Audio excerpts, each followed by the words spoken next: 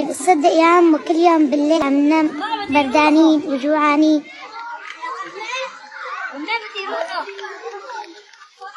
ما عنا حطب.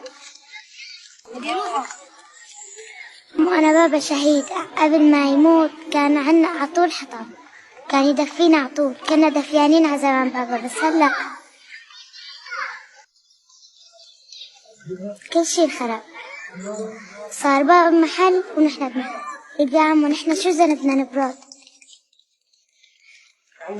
هيك الأولاد عندي عندهم أب هيك عايشين ولا مثلنا؟ طيب يا عمو ابنك نام مرة بس مرة بدون أكل هو بردان؟ طبعا لا. شو ذنبنا نحن؟ كل الأولاد اللي عندهم أبهات عطول عم بيناموا دفيانين.